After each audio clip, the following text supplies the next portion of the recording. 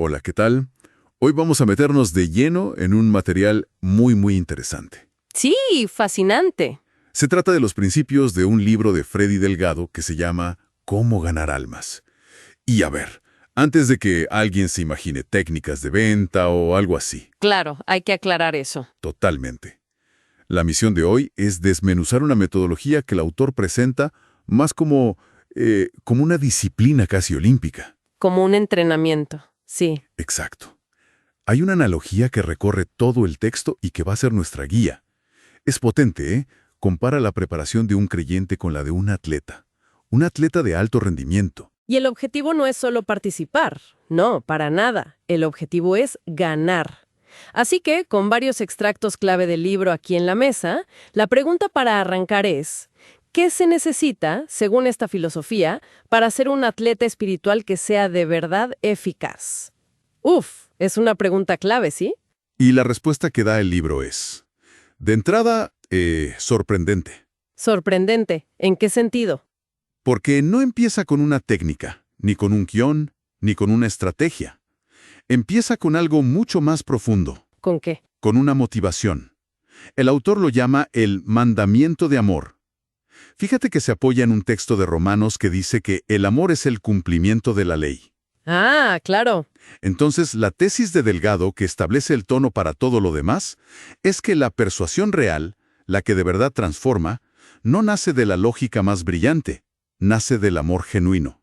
O sea que una persona que ama es la que convence. Exactamente. Sin ese motor, todo lo demás, según él, es ruido. Es una maquinaria vacía.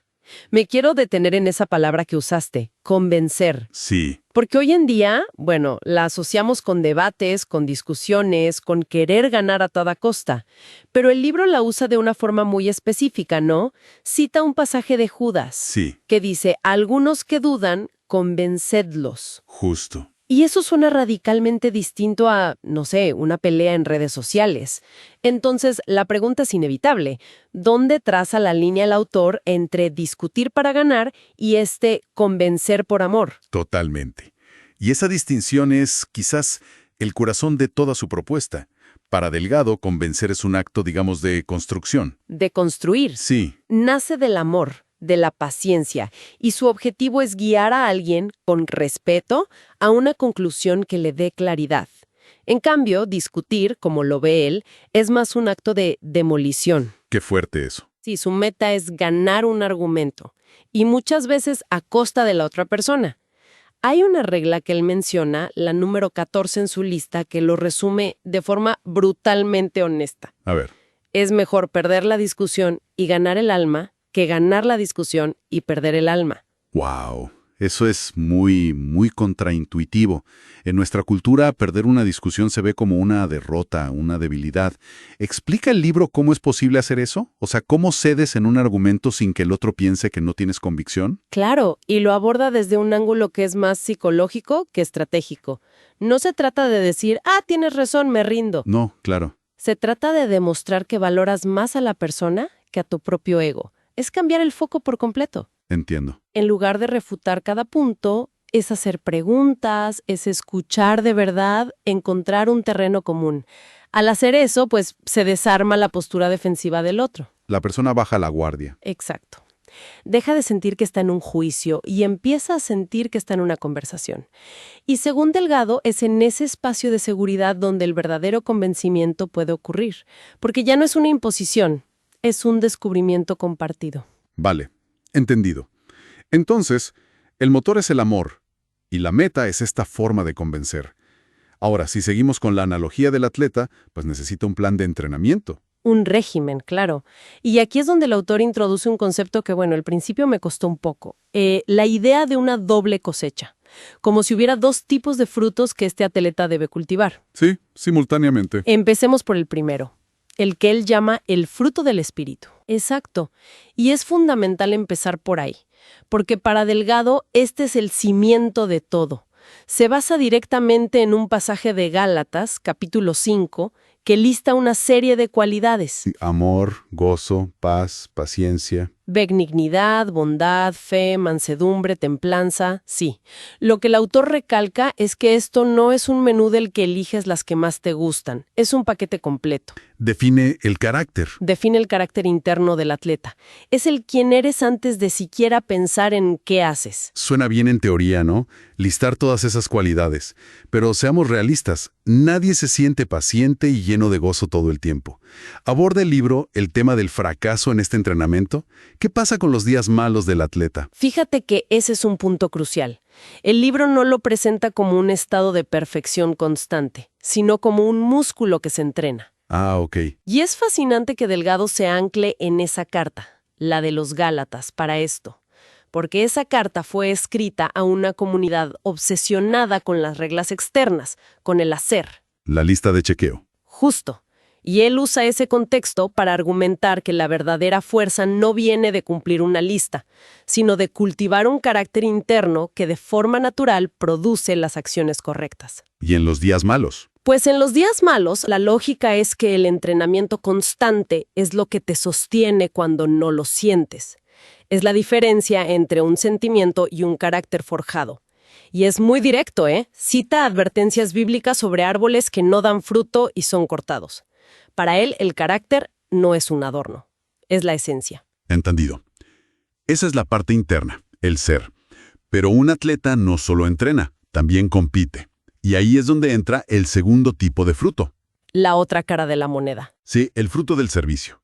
Y aquí ya no hablamos de cualidades internas, sino de acciones muy, muy concretas. Así es. Aquí es donde el carácter se vuelve visible, se vuelve tangible. El libro da ejemplos muy prácticos, desde lo más devocional como adorar u ofrendar. Hasta lo más terrenal. Hasta lo más terrenal, como limpiar la iglesia o ayudar a un vecino con sus compras. Y por supuesto, incluye las acciones más directas, predicar y enseñar. Este fruto, para Delgado, es la prueba externa de que algo cambió por dentro, la manifestación visible. Eso es la manifestación de una vida transformada. Conecta los puntos para nosotros. ¿Cómo se relacionan estos dos frutos? ¿Es posible tener uno sin el otro? Según la tesis del libro, son absolutamente inseparables. Como las dos caras de una misma moneda, ¿de verdad? ¿Y si lo intentas? Pues, si tratas de producir el fruto del servicio, o sea, hacer muchas cosas buenas sin tener el fruto del espíritu como base, caes en el agotamiento, en el legalismo. O en la hipocresía. O peor, en la hipocresía. Es la persona que organiza todo perfecto en su comunidad, pero tiene una actitud que aleja a todo el mundo. Hay mucha acción, pero el carácter no la respalda. Y al revés. Y por otro lado, alguien que dice tener todo ese carácter interno, paz, amor, gozo, pero nunca lo traduce en servicio, se vuelve, en palabras del autor, ocioso e inútil. Como un árbol que no da fruta. Exacto. Un árbol frondoso, hermoso, pero que no alimenta a nadie. Se necesitan ambos para que la estructura sea sólida y auténtica. El ser y el hacer en perfecta sincronía. Entiendo. Tenemos la motivación, que es el amor, y este entrenamiento dual de carácter y acción. Pero volviendo al atleta, le falta algo clave. El equipo. El equipamiento, claro. Un corredor tiene sus zapatillas, un tenista su raqueta. El libro habla de las armas del cristiano y se enfoca en una que considera primordial, la espada del espíritu. Sí. Y el texto es muy claro al identificar esta espada con la palabra de Dios, o sea, la Biblia. Sí, y es una analogía muy potente, porque una espada no es solo para defenderse. No es un escudo. No, para nada. También es una herramienta ofensiva y de precisión. El autor cita un pasaje de 2 de Corintios que habla de usar estas armas para derribar argumentos.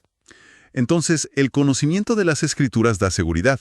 Da seguridad y precisión para hablar, para enseñar y, volviendo al inicio, para convencer. Pero aquí el libro hace una advertencia muy seria, que me pareció clave. Habla del peligro de enviar a un neófito a la batalla. Sí, que significa literalmente planta nueva. Una planta inmadura. ¿Qué implica ese entrenamiento con la espada? ¿Es solo memorizar versículos y ya? No, para nada. De hecho, el libro critica justo esa idea. Memorizar es solo el primer paso.